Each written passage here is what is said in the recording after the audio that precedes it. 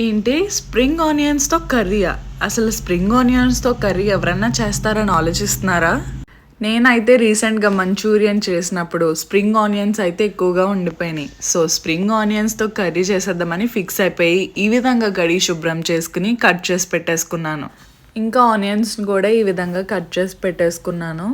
తర్వాత ఒక బాండీ తీసుకుని కొంచెం ఆయిల్ వేసుకుని దాంట్లో జీలకర్ర వేసుకోవాలి. వేసుకున్న తర్వాత మనం కట్ చేసి పెట్టుకున్న ఆనియన్స్‌ని వేసుకుని బాగా ఫ్రై చేయాలి. అందులో పసుపు, ఉప్పు వేసుకుని బాగా ఫ్రై చేసుకోవాలి.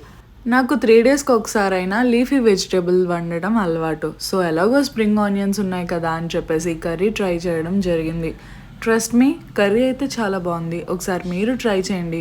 ఒకవేళ మీ ఇంట్లో కూడా ఇలా లెఫ్ట్ ఓవర్ స్ప్రింగ్ ఆనియన్స్ ఉంటే గనుక ఈ కర్రీ ట్రై చేయండి. చాలా బావుంటదనమాట. ఆనియన్ ఫ్రై అయిన దాకా ఉండి మనం కట్ చేసి పెట్టుకున్న స్ప్రింగ్ ఆనియన్స్‌ని దీంట్లో వేసేసుకోవాలి. వేసుకొని బాగా ఫ్రై చేసుకోవాలి. కొంచెం వాటర్ వస్తుంది. ఎందుకంటే లీఫీ వెజిటబుల్ కాబట్టి వాటర్ దానంతట అదే ఊరుతది. అంతలోపు మనం 2 ఎగ్స్‌ని ఈ విధంగా విస్క్ చేసుకుని ఇప్పుడు ఫ్రై చేస్తున్న స్ప్రింగ్ ఆనియన్స్‌లో వేసేసుకోవాలి. ఇలా స్క్రాంబుల్డ్ ఎగ్ కింద చేసేసుకోండి.